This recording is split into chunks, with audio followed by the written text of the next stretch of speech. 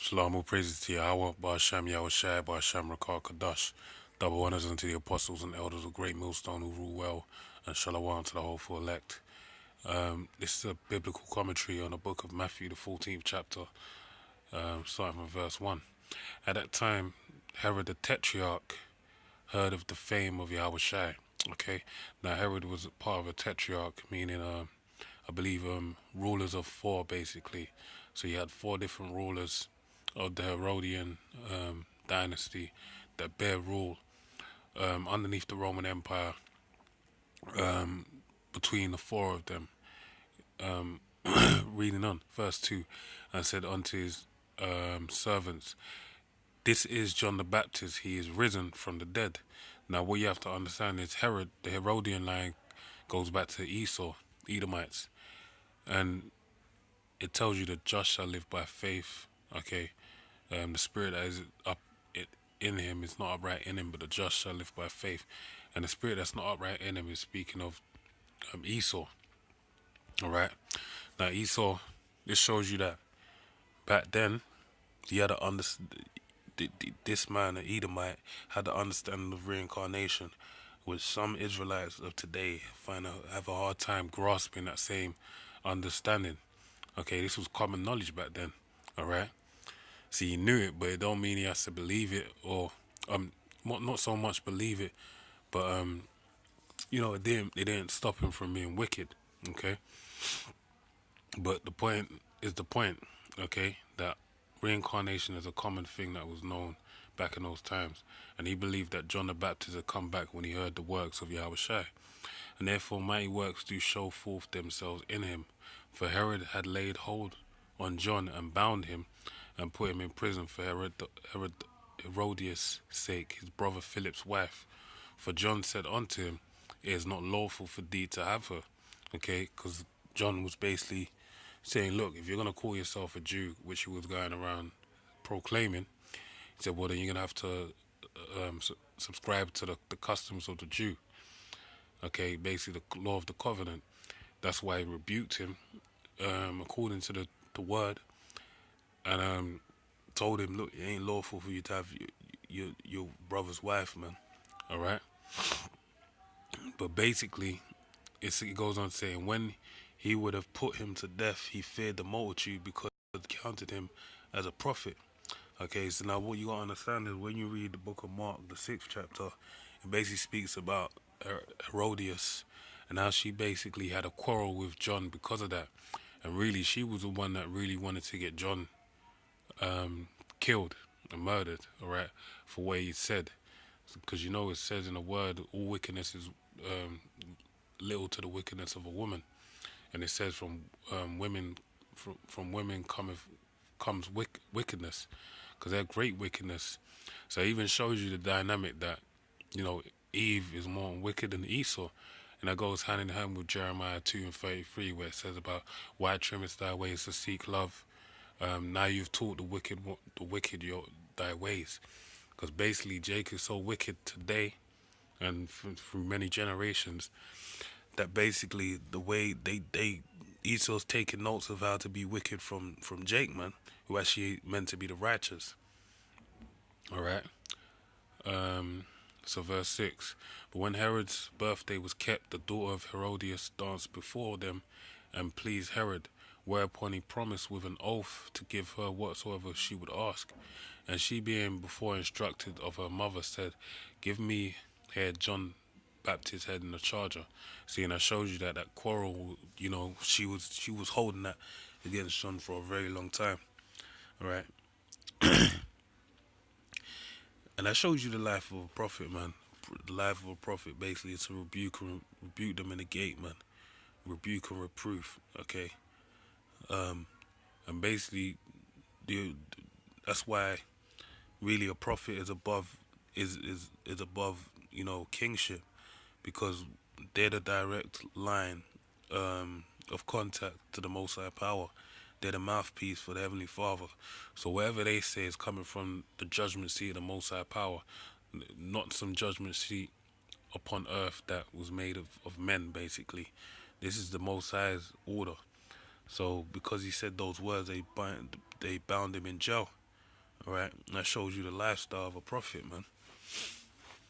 Okay, and she, being before instructed of her mother, said, "Give me here John Baptist's head in a charger." And the king was sorry, nevertheless, for the oath's sake, and them which sat with him at meat, he commanded it to be given her. Okay, um, so he wanted to keep his oath. Okay, um, but the point saying it said the king was sorry. Okay, so showing you that this Edomite had a form of emotion towards. He felt bad that he had to kill John. All right, but she didn't give a damn, man. She wanted her recompense. All right.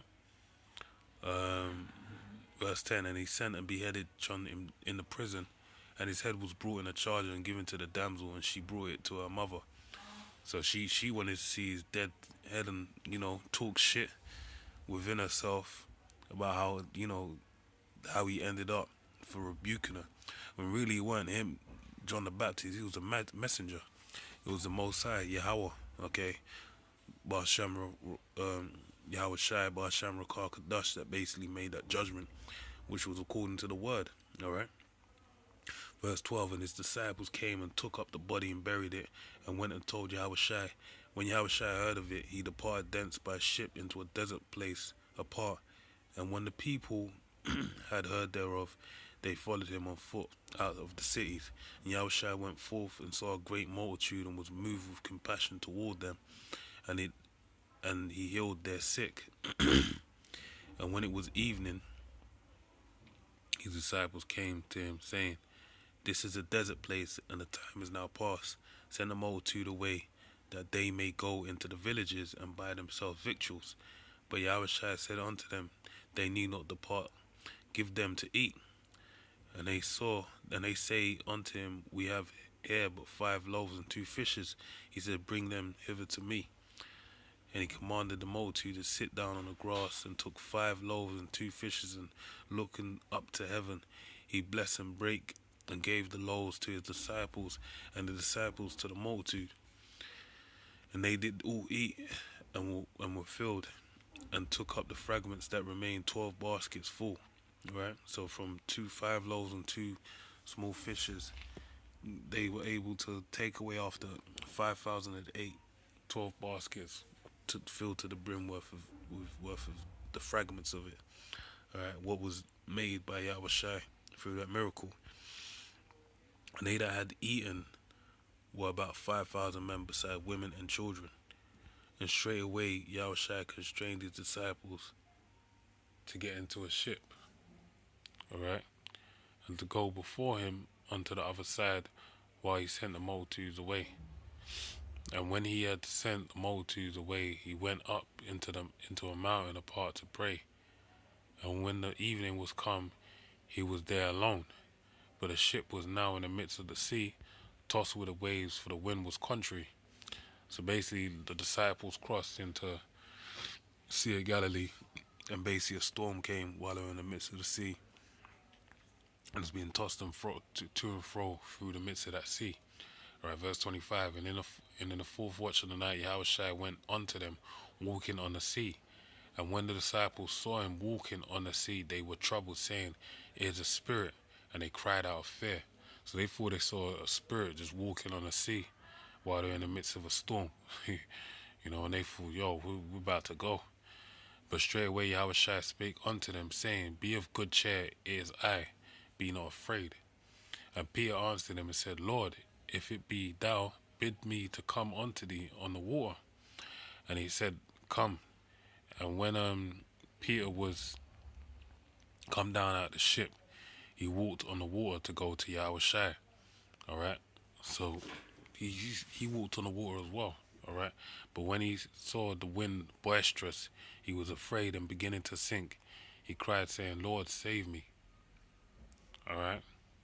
And immediately Yahushua stretched forth his hand and caught him and said unto him, O thou of little faith, wherefore didst thou doubt? And this shows you basically the importance of faith, okay? Because really Peter had the ability to walk upon water, as Yahushua did, And that's even something he said. He said, "These things I do, you shall do them, and greater." And it tells you in the book of John that all the acts that he did, they couldn't be written in a book. If they were written in a book, that book couldn't be, wouldn't be able to, the earth wouldn't be able to bear it, because he did so many acts. So that's saying that we'll do more than what he done. So that's a great level of spiritual power. And we know that with spiritual power, the first thing, the most lightest thing to do is add a cubit, an inch onto your height. So if that's a light thing, imagine, all the things, the capabilities that we're going to be open to, all right? But the point being that he was capable to do that because he had faith, okay? But then when he had faith doing it, but then when the wind strove against him, that's when he got scared, and his faith wavered. And that basically was a show that, you can take that as understanding that, look, when there's a force fighting against you, and you have the faith, don't lack faith because you see a hard time or temptation come upon you, or some form of temptation. Basically, you have to maintain that same faith. You're already there, so if you're there already, that wind ain't gonna stop you from being able to walk on water. And that's why the Lord said that. But it also exposed the fact that, Peter, even though it showed the strength of his faith, but it also showed the weakness of his faith. So that was also a learning curve for Peter, for him to know, have to build upon this, all right? And that's why the Lord said, "O thou of little faith, wherefore didst thou doubt?" Okay, because he was good. He didn't have to worry. So reading on verse 32, and when they were come into the ship, the wind ceased. Then they that were in the ship came and worshipped him, saying, "Of a truth, thou art the Son of the Most High." And when they were gone over, they came into the land of Gennesaret. And when the men of that place had knowledge of him, they sent out into all the country round about, and brought unto him all that were diseased, okay, and besought him that they might only touch the hem of his garment, and as many as touched were made perfectly whole. So with that, man, I pray you're edified. Shalom.